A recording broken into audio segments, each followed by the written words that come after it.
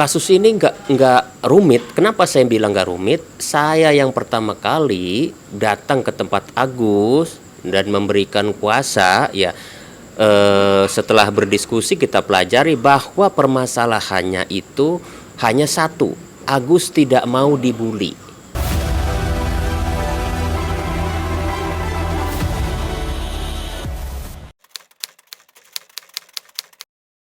Ya, terkait kasus Agus ini memang kasus yang awalnya kita anggap kasus yang ece-ece, ya, kasus yang ringan gitu loh.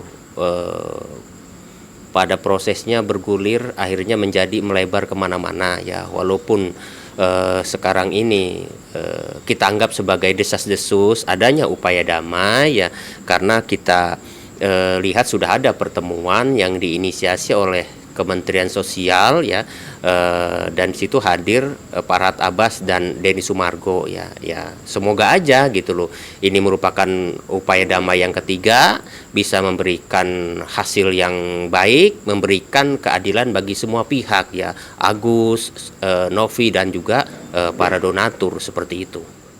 Kasus ini nggak rumit. Kenapa saya bilang nggak rumit? Saya yang pertama kali datang ke tempat Agus dan memberikan kuasa, ya. Setelah berdiskusi kita pelajari bahwa permasalahannya itu hanya satu, Agus tidak mau dibully, ya.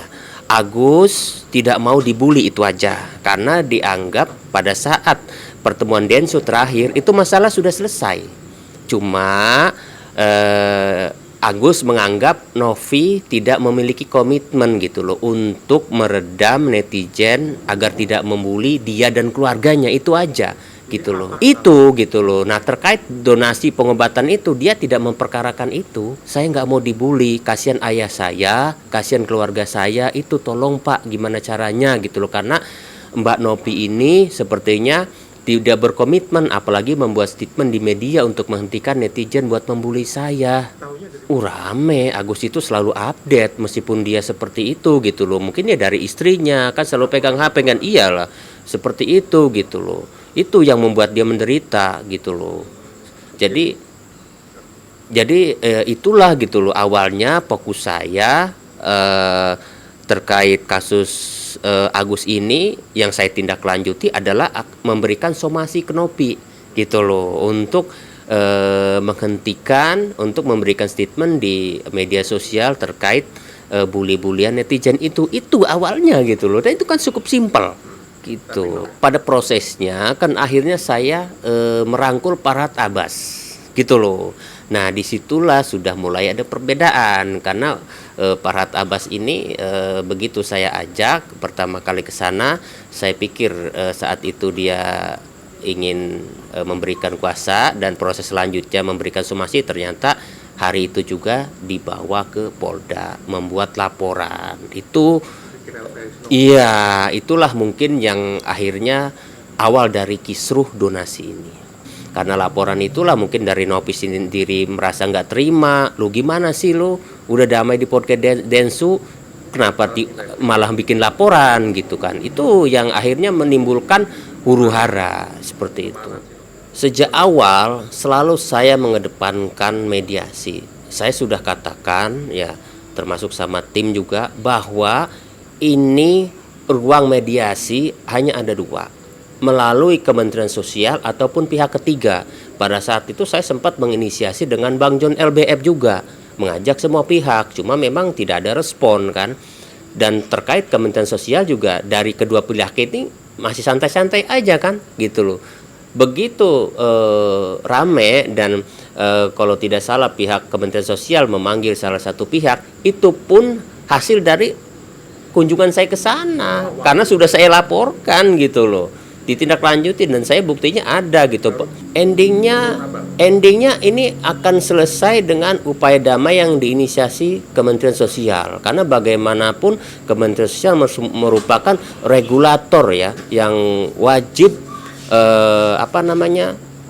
memberikan penyelesaian terkait kisru donasi ini seperti itu gitu loh. Jadi seperti yang kita lihat bahwa inisiasi upaya damai itu sudah terjadi gitu loh, dengan diawali Kementerian Sosial memanggil para pihak gitu loh.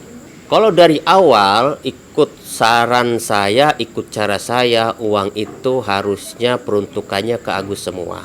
Tapi karena sekarang sudah adanya gugatan dari pihak lain, katanya dari kuasa hukum donatur, itu bisa dimungkinkan hak Agus itu akan terpecah gitu loh. Karena seperti yang Mensos katakan bahwa kalau memang ada gugatan dari pihak donatur, yaitu bisa saja itu uang itu dikembalikan ke donatur gitu, ataupun nanti rujukannya adalah polling itu gitu. Makanya ini masih belum jelas ya seperti apa nanti teknis penyelesaiannya.